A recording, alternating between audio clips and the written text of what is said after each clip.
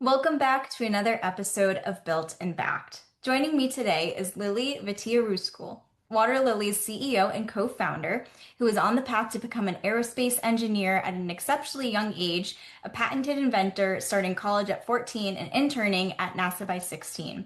But her life took an unexpected turn when her aunt, a cornerstone of her first-generation immigrant family, was diagnosed with terminal stage colon cancer.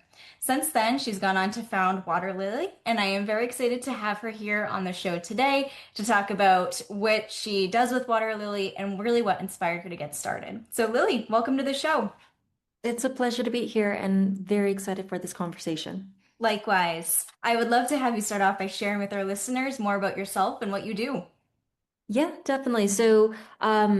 I'm the CEO and co-founder of Waterlily. I do have a co-founder and COO, Evan, who's fantastic. I hope we get a chance to talk about it more. But what I essentially do is I run a company called Waterlily, where what we do is we help families predict what their future long-term care needs are going to look like and the associated costs, which could be in the high six figures, low seven figures for many individuals over the age of 50. And we help them find a way in which they could pay for that cost at a fraction of what it would otherwise be by planning ahead of time and by seeing their own story.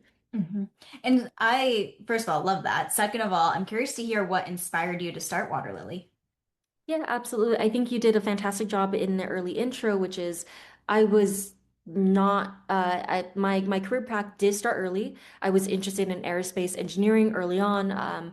My work was recognized, and I was picked at 12 to fly over to the Kennedy Space Center to present some of my work, and then have the baby steps, or I guess like quick steps, to go ahead and become some of the youngest aerospace engineers, which led to my work at NASA a few years later and mentorship in between. However, life happens and sometimes you develop passion from areas where you didn't expect. And so that's why it's important to keep an open mind. Unfortunately, in our case, my aunt, who was a really integral part of our first generation immigrant family, she helped to raise me growing up under the same roof. She was diagnosed with terminal stage colon cancer. And with the chemotherapy that she did, she became so frail that she started to have daily care needs, such as needing help with bathing, dressing, eating, toiling, continence, needs that we might already be familiar with when it comes to our grandparents or our aging parents. And so we experienced that when I was a lot when I was a lot younger. It was financially very devastating because long-term care needs are not covered by traditional health insurance or even Medicare, and so it really shocks households to pay for that out of pocket. And then two, more importantly, it tore my family in half to navigate this topic and all those key health and medical and financial decisions without having a plan in place. And with all those disagreements, unfortunately, even though my family from that side was coming from the Cambodian genocide, where I thought nothing could really tear us apart, this topic tore us apart. And unfortunately, when I interviewed hundreds and thousands of families at this point and helped them, they have the exact same devastating effects financially and on the relationships. Yeah, and I mean, I think you nailed it. I mean, similar story to you, my mom had terminal brain cancer. So it's like you just go through all of these things when you don't really realize what happens when long-term or terminal illnesses come up. And I think you really nailed it by sharing like the true mission of Water Lily, which is like to be able to provide the solution financially and mentally, physically. It even sounds like as well, just kind of taking the load off families and people as they start to get through these difficult moments with their loved ones. And it's almost like one of those things where you don't really know what you need until you need it. And so I really, really admire what you've built with Water Lily and how you've tied in your personal story and experiences to create something like that that really supports people through difficult moments. I really appreciate that, and I'm sorry to hear that you navigated it with your mom as well. So you've seen that firsthand. And secondly, it's not about my story. Like I started with my story, and that's how I developed actually a lot of hate for the particular topic and how it's done Yeah. today. And that's what fuels this company, is just not how cool I think it is or how much money it's going to make me, but it's the fact that this is a really massive market that's very tricky to navigate and Mhm. yet so necessary because the government doesn't have real social safety nets to solve for this effectively across all the families that are going to navigate aging, that are going to navigate chronic illnesses and diagnoses. So I'm excited to continue to pull from thousands and soon tens of thousands of families and their experiences to make sure that how we personalize the story, how we help them plan is really unique to them. Totally. And I think too, especially what's so powerful about the work that you're doing is that I feel like this topic generally, just aging loved ones or sick loved ones, is uncomfortable for people to talk about and think about, but it's so important to have those conversations and think about what you would do if something were to happen. And so it sounds like by building something like Waterlily, you're making it more accessible and easy for people to talk about this with their loved ones and have the support that they need to get through it. hmm That's correct. It's almost like I would describe it as making it's almost similar to when you do the planning to make a really big purchase. You think about like what is that quality of life that you want to have? I think a lot of us think about quality of life before we retire. We think, oh, I want to buy this house or I want to start a family, like big ticket item like purchases, like life changing in a way. And yet the most important piece is, well, how much money are you going to have when you retire? And do you have enough money to live as dignified as possible and to maintain really healthy relationships with their family because life is going to happen in this case. And so it's almost like if you're going to make your first really big purchase that you haven't thought about before, like buying a home. And many of us can't even comprehend buying a home, and it's so expensive. But it means a lot of important things to us. We're doing the same when it comes to an inevitable topic of long-term care, which will happen to every single household. So every single household is thinking about buying a house. Well, every single household is also going to navigate a serious form of aging care needs, long-term care needs. And so how can we help each household be really smart in how they think about what that cost is going to be, what the family structure should look like to support this, like any one individual, so that when it happens, you're like, okay, we planned for this. Here's what we're going to start off with and do. And I think we just discount how deep of a peace of mind it is to, not just realize the next day, I now need to drop $20,000 on a down payment on a home versus, oh, I've been planning for 5 years, for 10 years on how to purchase a home and make the right financial habits to get there. So it's not stressful at the time in which you do that purchase or you're navigating that life event. So same thing for Totally. more important topic of long-term care. Yes, absolutely. And so, with that being said, I'd love to hear more about Water Lily's specific solutions that you offer.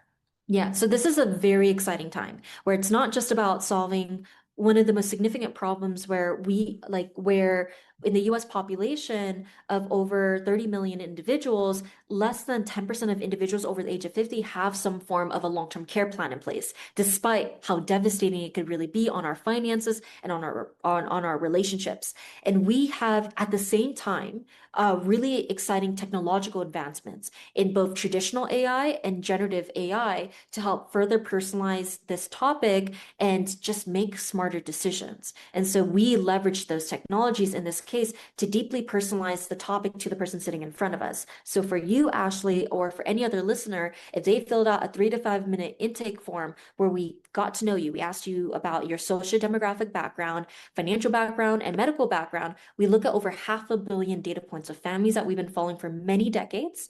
And we built predictive machine learning algorithms so that looking at the lookalike households that look like you in a really sophisticated way, we then are able to tell you, Ashley, okay, based on, we already know what an Ashley that looks like you will be navigating at age 50, at age 60, at age 70. And oh, by the way, we think that you have a 78% chance of having a long-term care event, not just any average Joe, but you uniquely. We think it'll happen around age 84. It'll be about 4.5 years long. And it'll start with about 16 hours of care that you'll need at first, but then that'll likely grow to 66 hours of care per week. And here's what the total cost is going to look like, and here's the burden on your family members. Now, this is what a default version of yourself would look like and how you would navigate those care hours and how to solve for it. But is that what you actually want? And so we simply share with you, like you could get those care needs met at the home or in a facility. So it's always one or two options and then moving on to the next piece.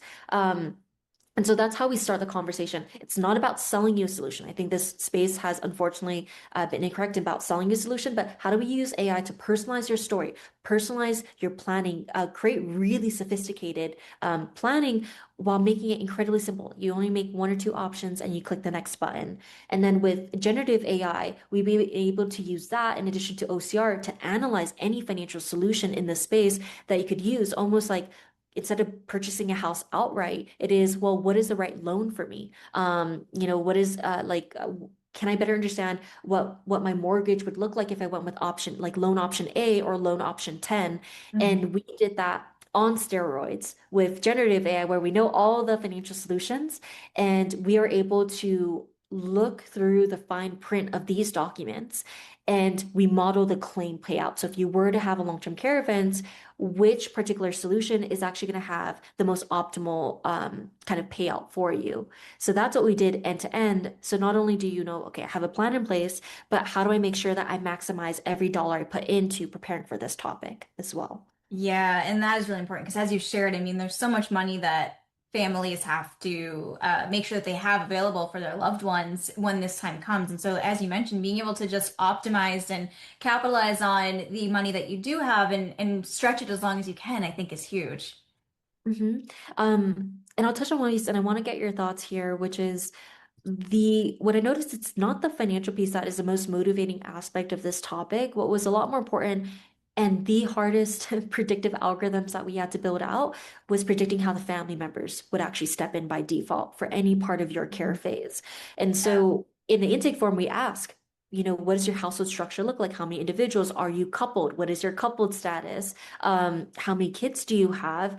And we ask about your siblings as well. So roughly from that, we do get a good sense of your household structure, and we then predict, okay, if you're going to need help 16 hours of care per week to start, and you want to start it at the home, oh, by the way, about 10 of those hours are going to be taken on by your family members. And so we predict how much your spouse will take in terms of hours per week, or the children or the family members. So it might look like the spouse takes on 5 hours of care per week. Then the children take on another 9 hours of care per week. And then other family members like nieces or nephews or whoever else will take on an hour of care per week. We're Mhm. not telling you definitely go do that. Like we're not telling you, oh, we recommend that. We're telling you, hey, by doing nothing on this topic, this is what a reactive version of yourself would look like. So I'm so curious, Ashley, like if you saw that, if you saw for mom, if she were to go through that, I thought about this for my aunt. It's like, okay, if she were before even going through that diagnosis, if we knew that she was going to need, multiple years of care or very intense several months of care,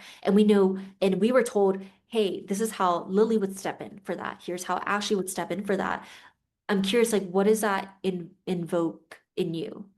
Yeah, I think I'm very much a planner. So I'm type A. So if I were to know, like, here's what each person's responsibility or commitment would be, I think just having that load off is huge. Because I feel like when you find out news so suddenly, it's like now you're scrambling to get all these caretakers and who's going to be there for this and who's available for that. And I think just having a plan is really what makes it, I don't want to say seamless, but makes it a little bit easier to navigate the journey that you end up going through.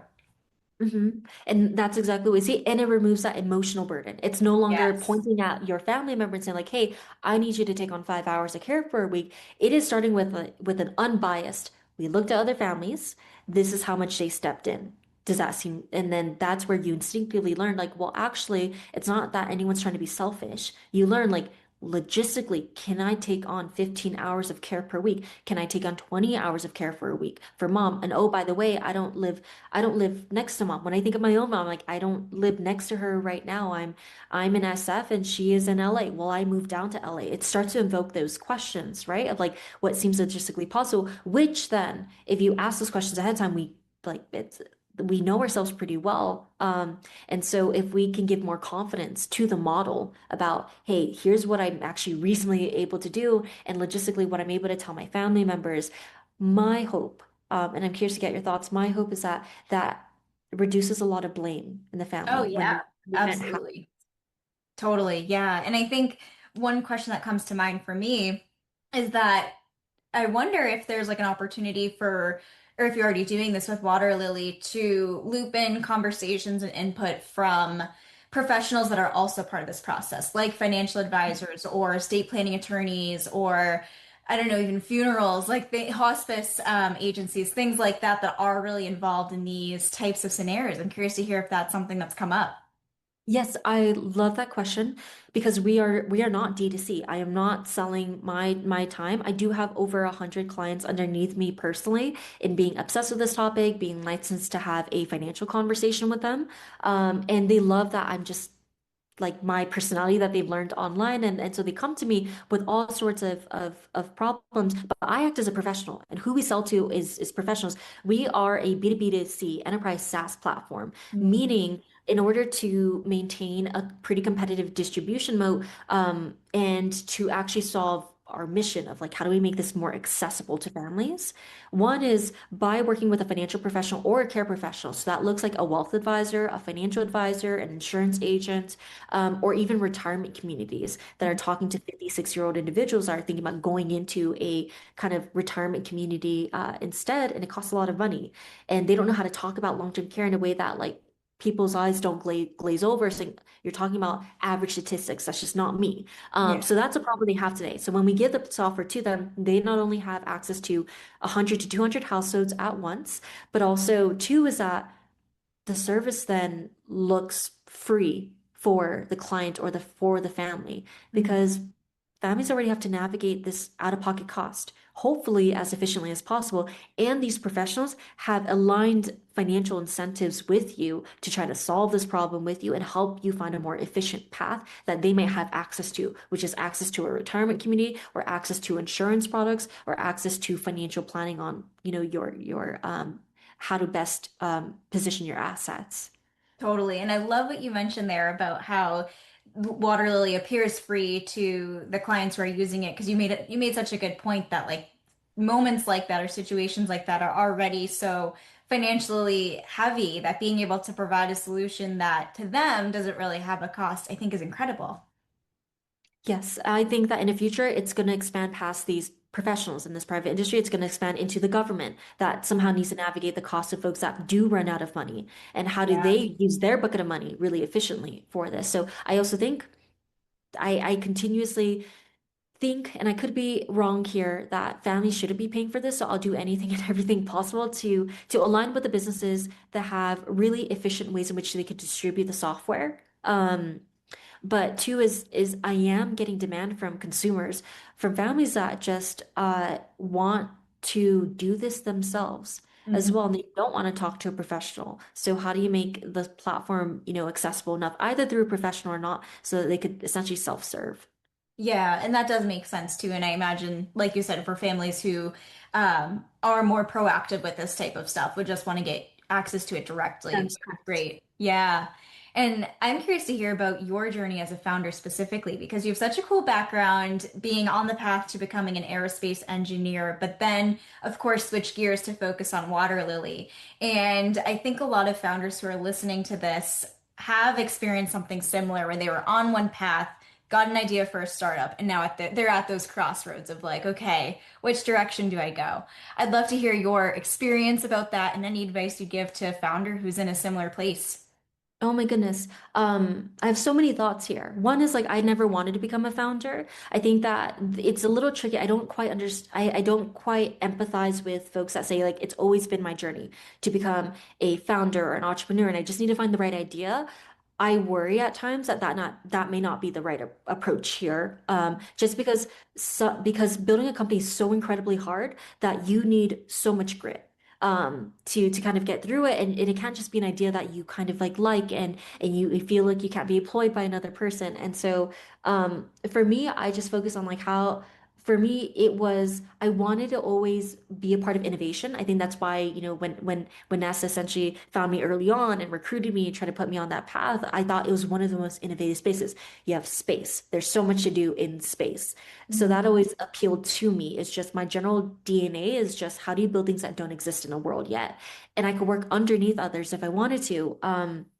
And so I started there. When I navigate this problem, I then went down an unconventional career path before it was cool. So when I was studying at Berkeley, I then pivoted from, my aerospace background and try to focus on that to then being interested in healthcare. And so I then made my background in genetics and AI. That was before it was cool to do then. That was when, genetics was a separate topic of bioinformatics and memorizing algorithms. And it always bothered me. Like, why is it that I have to memorize this black box? I don't understand why it works. And you're telling me there's very concrete use cases in which I do something. And I felt like I was so bothered by that, by the fact that like I couldn't understand. And if anything, I can't solve problems really well, or the new problems in the new world if you're only telling me there's a concrete set of problems. And so that's where the inaugural data science course for undergrads came out in Berkeley. And I just jumped on that. So I would run across campus from one class to the other side of the campus for the other class. And that taught me so much about like, wait, genetics has so much big data associated with it. Can you leverage the big data and the techniques that I learned in data science to think about more flexible personalization? And so that's where we were at the forefront of precision medicine. I ended up co-leading a biotech nonprofit that was focused on the forefront of this before hospitals even thought it was cool. From there, I was a part of a first mover startup that then built diabetic retinopathy technology as well, with an iPhone and an attachment on top of it, so that instead of those big machines that you go to an eye doctor for, you go and do that. And so I was always next to the founder, and I was always fascinated by like, how can I help you? And I just had a passion for healthcare.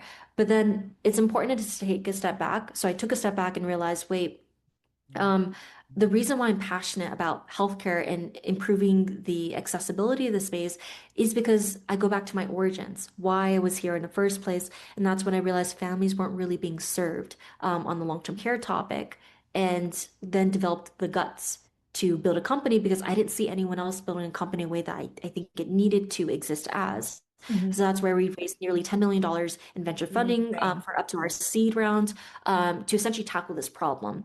And I did a lot of things that YC teaches you not to do. And I and maybe this is an unpopular opinion, but there's a lot of heuristics that YC teaches you about, like, here's how you run a company, that I just disagree with. I think that it gives you best practices, and best practices are the common denominator across startups that you can do that's not too dumb, Mhm. essentially. But Yeah. I think what's really important about being a founder is you think for yourself. You have a very unique space. You have a very unique problem that you're going to solve. And of course, YC is going to look at the thousands, tens of thousands of startups that they help serve and try to come up with a common playbook to give to you and commoditize it. But it discounts how complex the real world actually is still, and how you really need to develop the core skill sets of just taking on nebulous problems and what is the next best solution based on your data and your intuition. So um, I was essentially yelled at to when I talked to families and DTC, and they wanted to pay me a lot of money up front. And investors said, do you know how hard that is? Under a YC playbook, you go and then build it for them and then bring them on as customers and work with that niche and expand outwards.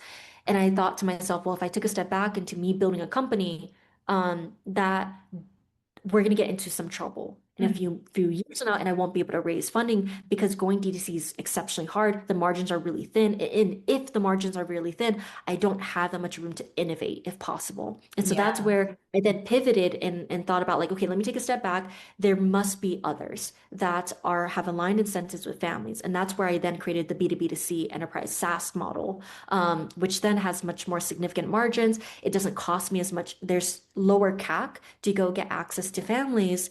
And of course, higher LTV if we could serve the professional that serves their clients from thinking about the topic to they're actively navigating the topic. So that's where we've gotten to this point where no one told me to do that. Everyone told me not to do that. And then I'll actually share one last piece, which Of is course. um, in I guess like my kind of like founder journey, something I did that has paid off as well is not listening to the customer. I think depending on what type of innovator, what type of entrepreneur you are, there are those, I'd say largely in New York, that focus on, okay, what is an optimization I could build on top of like something that already exists? And you can make a lot of money off of that. Then Silicon Valley thinking is how can we have more moonshot ideas, like something that hasn't existed before? And in those cases, you don't listen to customers. I had many advisors that told me like, hey, this topic is a problem, but just we already have everything we need. Like, I'm not going to talk about this topic more than it needs to be. Versus as a founder, I knew how important it was to like will your reality into existence. And so I thought from first principles, what would get them to say like a guarantee, yes, I would do this. And then for me, if I could win that, then I could win a longer LTV. I could win a lower CAC. I could win a lot of other things. And so that's how I went about building the company. Yeah, and I love what you shared, like in both instances, not always listening to the customer and also not always listening to something like YC or investors or other people might tell you to do, because I think sometimes if we just take the advice or ideas that people give us at face value, like we are leaving a lot of opportunities on the table. And so I think that's a really good reminder that you gave there for any founder listening is like, just because someone tells you to do something or that you should do something doesn't mean you actually need to, or doesn't mean it's actually a good idea for you to follow through on. hmm I think a good heuristic is listen to 99% of advice, follow less than 1% is oftentimes a good heuristic that I've like gone through. Yeah. Yeah, that's great. And I'm curious to hear too, when you were stepping away from your past career, like did you kind of have like a hard stop and immediately focus on Waterlily, or were you juggling both at the same time and then focus on Waterlily? I'd love to hear more about that. So I took a step back from my previous role and I thought like, like there's something that felt off to me about, what we're trying to solve for. And the startup itself was struggling with just like, okay, like how do we go to market? I solved for what I could solve for in terms of like making the product commercially viable. And then there's a lot of things that were not underneath my like under my control. Like I can't, necessarily I can't like in my role of leading product and engineering, I can't exactly make the sales team more efficient. I exactly can't kind of tell the founder that I want to make this bet on product. Like there's a lot I didn't have control over. And so honestly, like for me, what I felt compelled by to do and a lot of the successes I would hit internally, it still wasn't enough to make this startup as big as I think it could be. So taking a step back, I just thought, okay, I still am so fascinated by this. I'm so frustrated by the inefficiencies like here as well. And so that's where I took time to introspectively think about the problem. Um, I spent a few months before taking on any investor funding to think about like what problems do I want to solve next, who do I want to work with on this, and then that's when I realized as an initial solo founder, like let me obsess over my origin story here. And once felt really compelled and had a really good pitch deck, then did I that and I also built relationships with investors during this time. Some of the most intellectual, smartest investors I could think of that gave me introductions to aging experts and whatnot. So they were very value add to me. So by the time I was ready to fundraise, they knew the way I thought about the space. They knew how fast I moved and trusted me. 100%. And I know you mentioned at the very beginning of the show that you have a co-founder. I think you said his name is Evan. And so I'd love to hear more about how you brought him on. So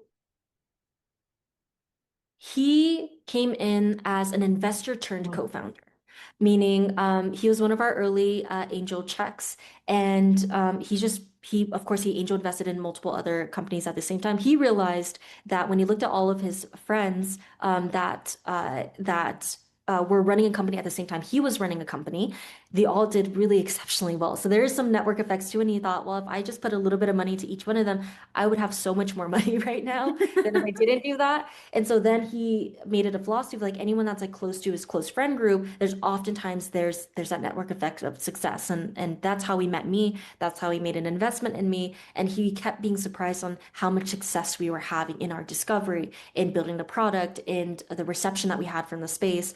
And he used the product himself and realized, holy cow, I've been in healthcare. I've sold a healthcare company. How do I know nothing about this topic? And kind of built his own obsession with what we were doing and realized it was a no-brainer for him to follow our trajectory, give advice, and I invited him to be a co-founder after a certain amount of time of being able to work with him more closely. Yeah, and I think that's really great is like finding that person that you're like, they would bring a really good perspective or value add to what I'm building. And so I love that you shared that about how you came about to meeting him and then looping him into everything that you've been able to do with Water Lily. Mhm. Yeah. And so I know you mentioned too, which this was a good piece of advice that you shared earlier, that you took a few months to think about the problem that you want to solve and how you want to solve it before you ended up reaching out to investors or trying to find funding. And so I'm curious to hear when you did go to fundraise, like what advice you would give to founders who are looking to fundraise themselves, just based on what you learned in the process. So that is a fantastic question. I do speak with a lot of early stage founders that make a lot of mistakes around fundraising. And to be fair, my co-founder Evan is exceptional at fundraising. He raised from some of the best VCs and was directly mentored by top names in our industry as well, like your Boy, folks from Founders from, etc. So just like the top folks who are very no nonsense about how to fundraise appropriately. So the key thing is run a process. I think a lot of people think like, oh, I'll just talk to one advisor and then I'll talk to one investor and talk to the next investor. If you know that you're going to fundraise, you have to get all the work kind of like you have to do the pre-work about a month or two before you actually go out to fundraise. That means go ahead and build out your networks and your Rolodex of like who are all the investors and specifically who are your founder friends who have access to an investor. And there are three things that you should account for. One is what is your degree of access to this person?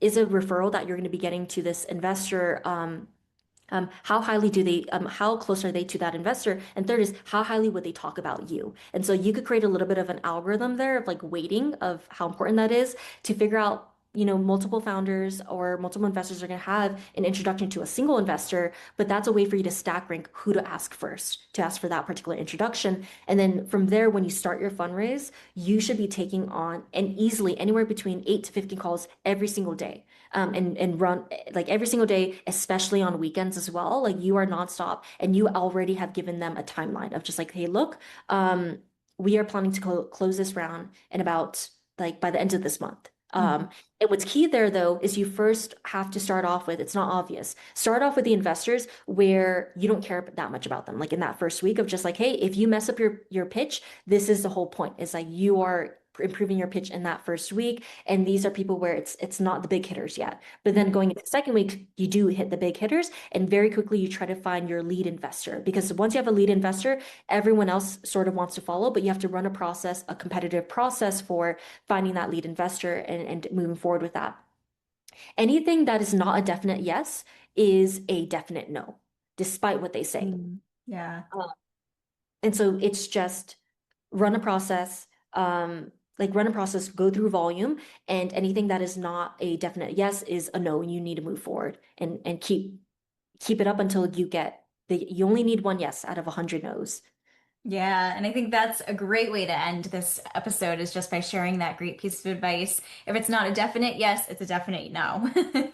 Lily, this has been such a fun episode, and I've so enjoyed having you on Built and Backed. And I'd love to have you share with our listeners where they can find you online, and because they'd like to learn more. Yeah, fantastic. Well, one is you could just Google my name and pretty immediately my LinkedIn will pop up. Definitely add me on LinkedIn. Happy to be helpful. Otherwise, if you want to learn more about our work and what we do, you go to waterlily.com, waterlily like the flower, and feel free to sign up and subscribe and follow our journey. Amazing. Thank you so much, Lily, for being a guest on this week's episode of Built and Backed.